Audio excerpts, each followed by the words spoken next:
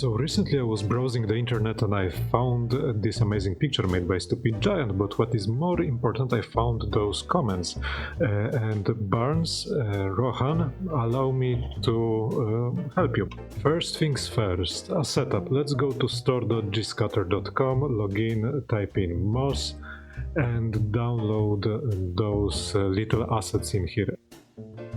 For this I'm choosing the Gscatter option and downloading them. They will be nicely configured within the Blender from Gscatter add-on, which you can download in here. It is quite a useful tool, but we will be using a different tool for our purposes. Go to extensions.blender.org and in that website choose add-ons and type in secret. You are looking for Secret Paint add-on, which is now free. And what you need to do is just to press this blue button, get add-on, drag and drop it into Blender, or download and install it from disk. And with that we have all the things we need to put moss on some stuff. So now really quickly go to the preferences and select Gscatters from add-ons and make sure that asset import mode is set to append. Save your preferences, go to N panel and click on those little books, and then you are ready to import LOD7 to the scene.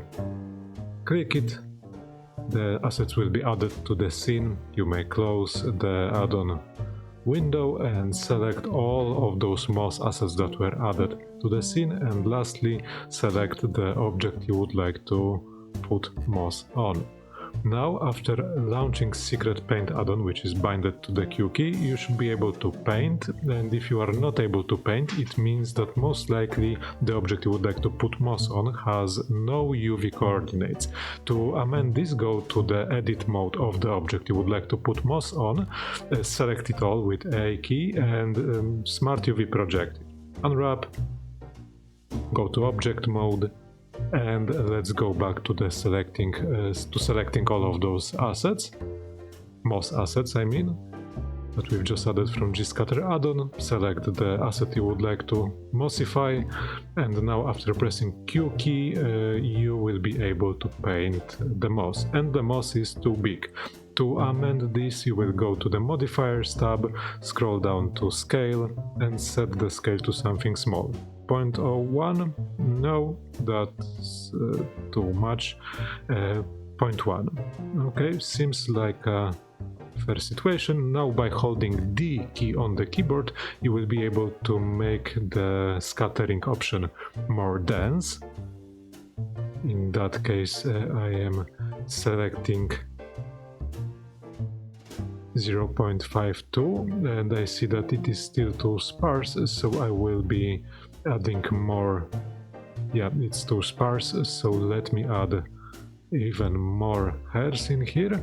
You see, the thing about Secret Paint add-on is that it is very performant. I don't know why I've tried other options and they were just like bugging my system down, and I do not have a beefy PC, so it might be helpful. If you have a beefy PC, then maybe other solutions will work for you.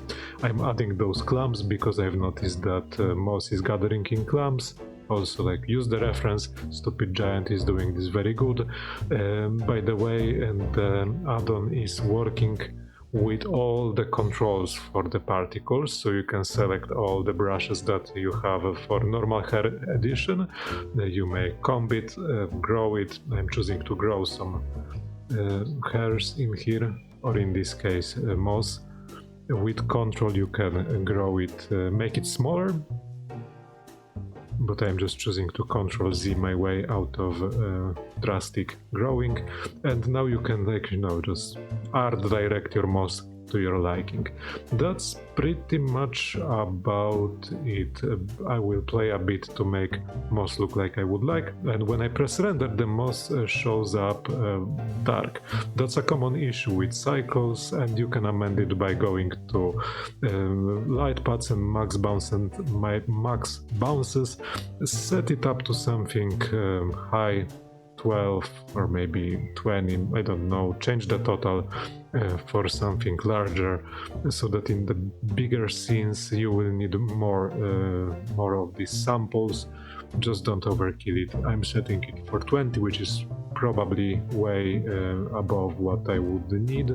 Now let's just turn on the light so that the moss will look like moss.